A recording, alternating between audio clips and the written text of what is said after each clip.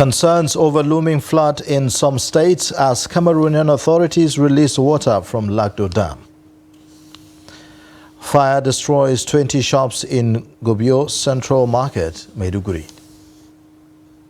President Tinubu unveils 8-point agenda at first cabinet meeting, directs minister to alleviate poverty. And away from Nigeria, Iraq executes 3 for 2016 ISIL blast that killed hundreds. These are the headlines on Trust TV News Update. I am Ayuba Ila. Thanks for joining.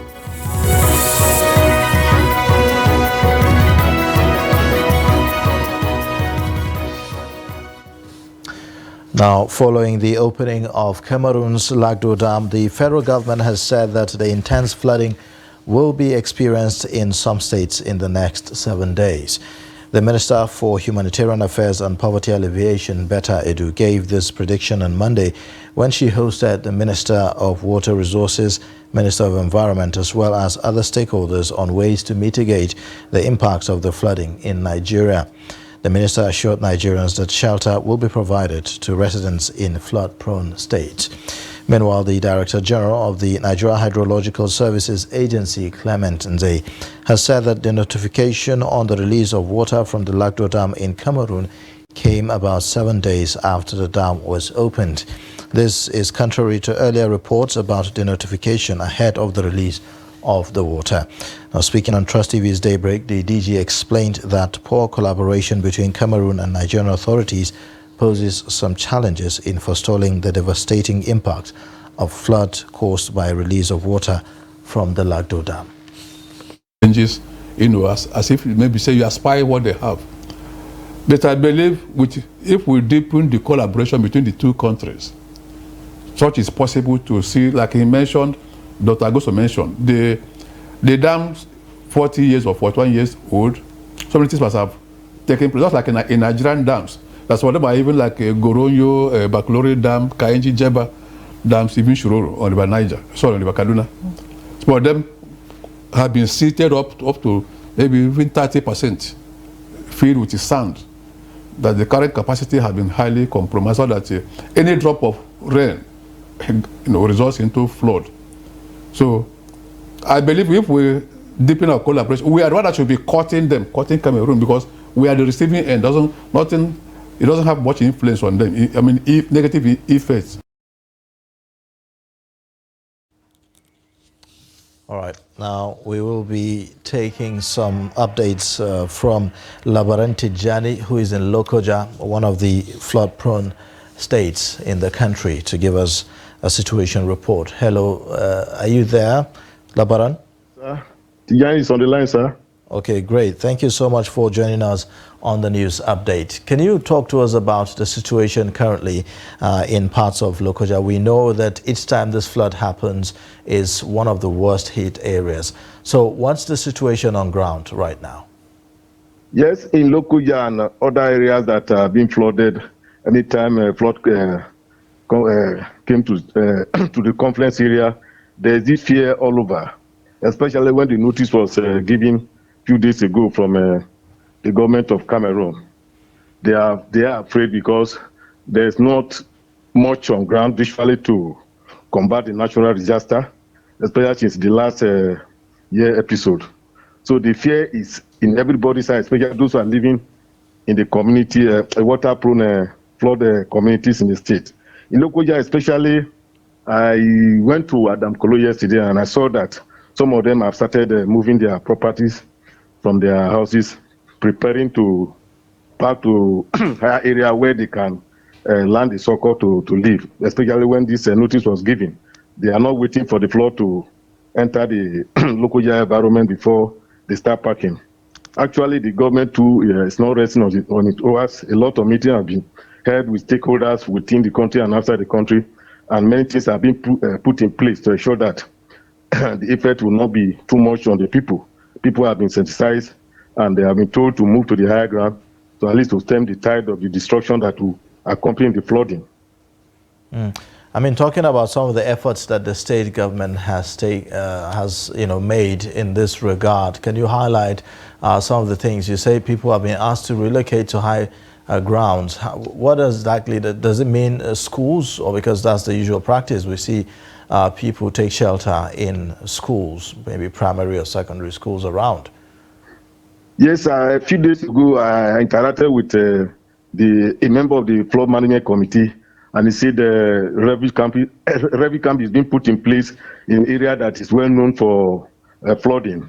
And beside that, there's a flood estate here that people have been asked to move to that place, at least for temporary measure. A lot of incentives have been provided, and they have been put in place that their plan is almost at the advanced stage. And I interacted with one of the international community members in the meeting. He told me that as at on Monday, they will start training doctors, nurses, and community health that will take care of health issues associated with the flooding. Okay, how cooperative are the people in terms of relocation? Because sometimes we hear about people resisting to move and leave the area. Yes, there's that problem in this state. These people believe that they are living in their ancestral home, and there's no way they can tell them to go. Even in the flood estate that it was built by the government, some of them were allocated to it. They went there few months back again. They passed back to their former abode, saying that they cannot leave their ancestral home. Though the government is not happy about it, and has been putting up measures to ensure that they move to a higher ground, considering the situation that is on ground, that as it is now, the global warming is setting, and it is no longer feasible for them to hold on to their ancestral places. So the issue is ongoing between the government and the people that are still holding on to their ancestral homes. Is there anything about clearing of waterways, perhaps drainages within those areas to allow yes, for sir. Yes, sir. Last month, the state government, through the Ministry of Environment, the Enter Lokoja in particular, and they cleared some of the drainages that are collecting water from the higher ground, especially Mount Patti to River Niger. Most of them, those who are really built the houses, kiosks, and the business center were mobilized and were asked to leave that place. So I think in Lokoja town, the government has done enough to ensure that there's a free water flow from the higher ground to River Niger, so that it will not affect those who are living in the town. All right. Well, thank you so much, Labaran Tijani, for this update. We look forward to bringing more updates to our viewers out there. Okay, sir. Thank you, sir. Yeah. All right. Now, a fire outbreak has occurred at Gubio Central Market in Maiduguri, Borno State. The incident happened late Monday night. Now, the cause of the fire was not immediately ascertained. However, an unverified video on social media claimed that more than 20 shops were destroyed by the fire. Gubio, 84 kilometers from Maiduguri, the state capital, is one of the 27 local government areas in the state.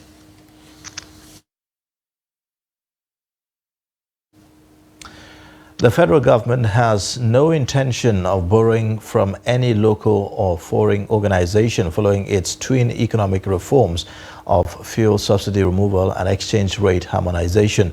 Finance Minister and Coordinating Minister for the Economy, Wale Edu, revealed this on Monday at the end of the inaugural Federal Executive Council meeting at the State House in Abuja. He spoke on a day President Bola Tinubu rolled out his roadmap for the economy, urging the new cabinet to evolve developmental targets along the 8 priority areas of his renewed hope agenda. Kendi Amodu reports. President Tinubu's 8-point agenda revolves around national security, economy, agriculture, power, oil and gas, transportation, education, healthcare, the digital economy, women empowerment and judicial reform. Key to the success of his renewed hope agenda is the revival of the economy and building on the gains of fuel subsidy removal. These 8 priority areas for moving the Nigerian economy forward and for delivering to Nigerians. And those are basically food security, ending poverty, economic growth and job creation, access to capital, particularly consumer credit, inclusivity in all its dimensions, particularly as regards youth and women, improving security, improving the playing field on which people and particularly companies operate rule of law and, of course, fighting corruption. Investment offers are already coming up in different sectors of the economy. The cabinet members are therefore seeking to build platforms of collaboration between relevant ministries, departments, and agencies of government. He promised 50 million jobs, and that's our target. And we will take it in phases. We're looking at different sectors of the economy that will contribute to this job creation.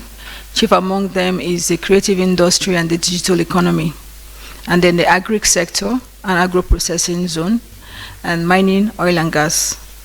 So we are very, very confident that we will achieve this. Food security is what this administration of the President Bola Ahmed Tinubu has spelled out to do, is to make sure, like I've earlier stated, that food is available, affordable, and accessible. But the focus will not only be on the economy, but on the well-being of Nigerians. I think it's very clear that the President wants us to domesticate our efforts within our own national context, but also to be very practical in the interventions that we make. And with those matching orders, we now have our work cut out for us, and will continue to refine, as the Coordinating Minister of the Economy indicated. These are early days and the parameters are just being set.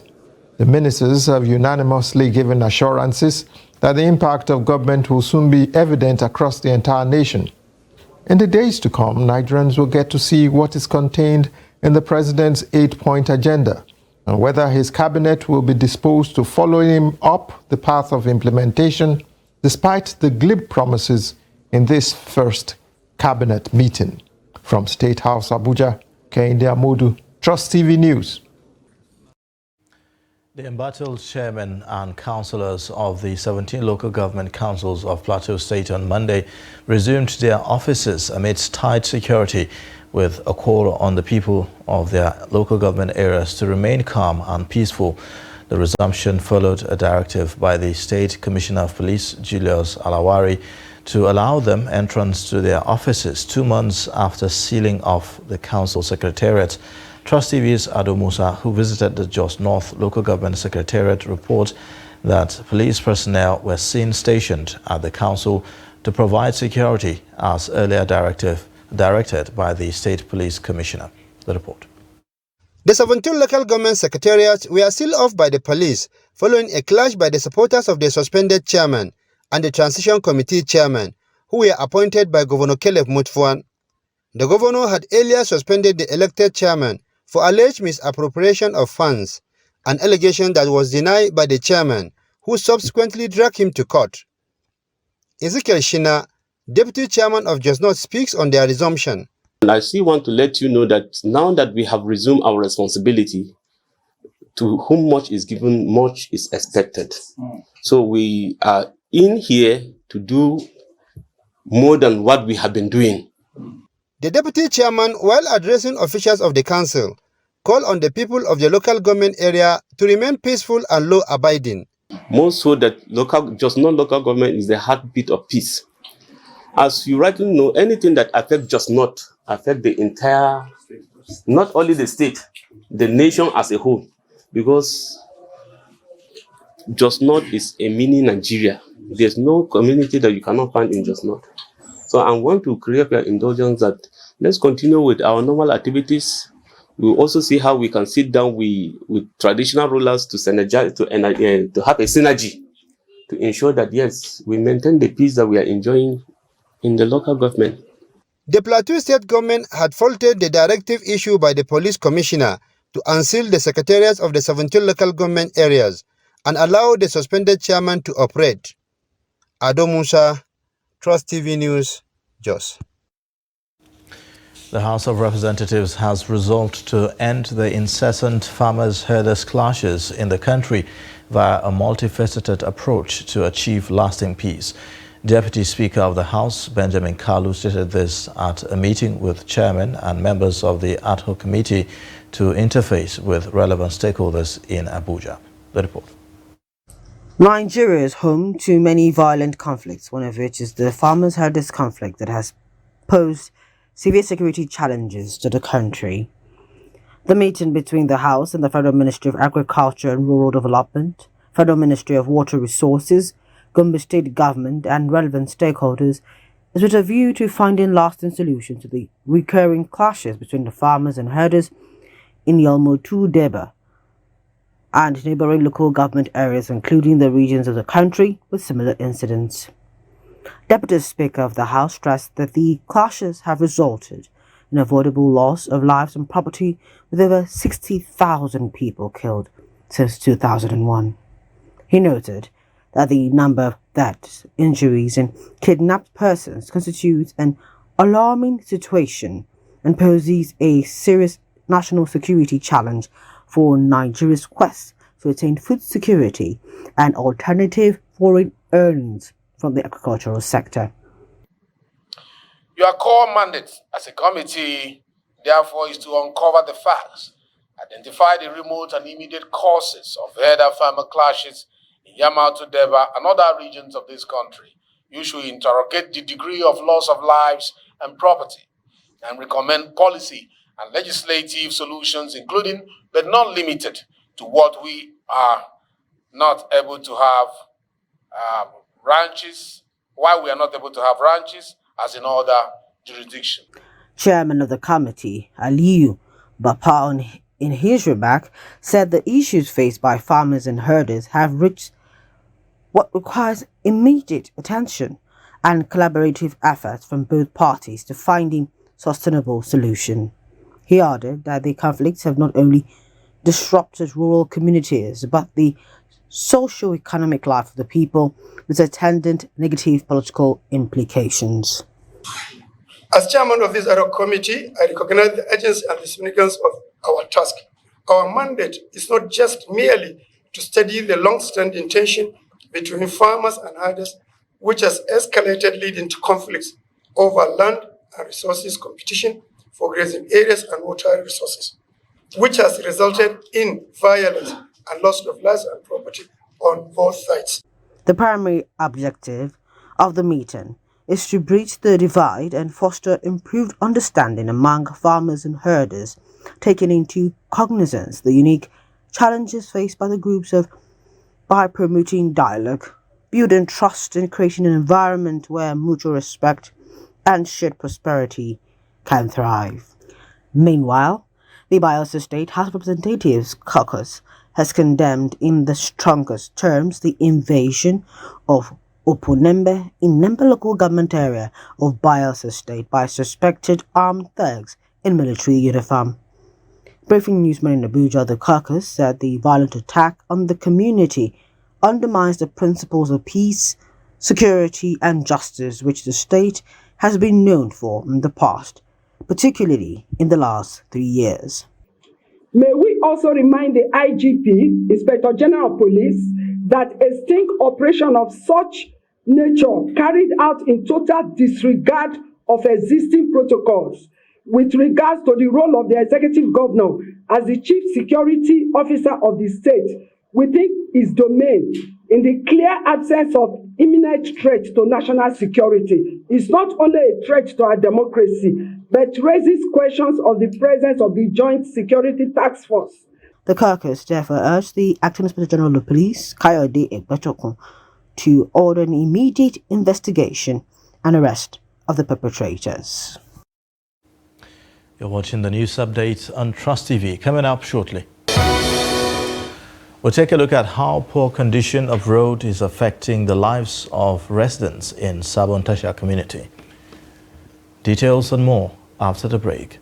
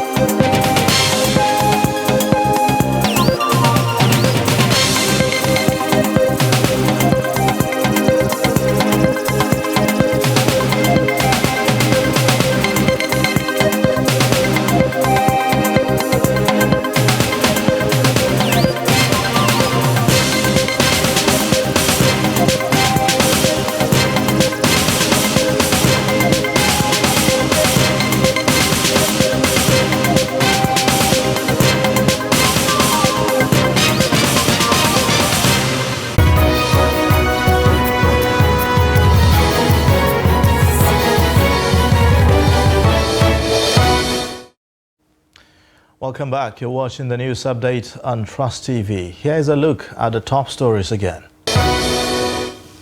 Concerns over looming flood in some states as Cameroonian authorities release water from Lagdo Dam. Fire destroys 20 shops in Gubio Central Market, Maiduguri. And in other news, the federal government has been charged to investigate all cases of missing persons, including the enforced disappearances arising from insurgency. The call was part of the commemoration of the yearly solidarity and campaign for victims of enforced disappearance across the country in Maiduguri, the Borno state capital. Adamu Ngulde has more. Speaking at the event, Country Director Amnesty International Malam Isa Sanusi said there was need to intensify the campaign against the government's deafening silence on the fate of victims of enforced disappearances in the region. Need to intensify the campaign against the government's deafening silence on the fate of victims of enforced disappearances in the region. He said the number of missing and enforced disappearances was much higher, urging the authorities to implement the Convention for the Protection of All Persons from Enforced Disappearance effectively. We are calling on the Nigerian government to investigate all enforced disappearances of the thousands of people since the beginning of the insurgency in the northeast Nigeria, and trace the whereabouts of women, children, and older people whose whereabouts have not been known for as much as 14 years, some 8 years. Besides the law, he urged the federal government to ensure thorough investigation of enforced disappearances and ensure that suspects are prosecuted in accordance with international standards. The director Al-Amin Foundation, Hamsatu Al-Amin, said the foundation has recorded over 23 missing persons during the 14-year crisis in the northeast. As I am speaking now, we have registered over 23,000 people missing. But the heartwarming thing is that recently, in the last 2 years, the leadership of particularly the Nigerian military has started releasing some of these victims to us. Some of the victims urged the government at all levels to investigate all cases of missing persons, including the enforced disappearances arising from the insurgency since 2009 to date. I will speak on behalf of the people of our town of Andara in Kumshe Bama town. About 9 years ago, my brother and my husband's brother went out, but up till now, no one knows what happened to them. Therefore, we are urging the government at all levels to intervene so that to know the future of our brothers and sisters. They arrested them in Bama, in our home.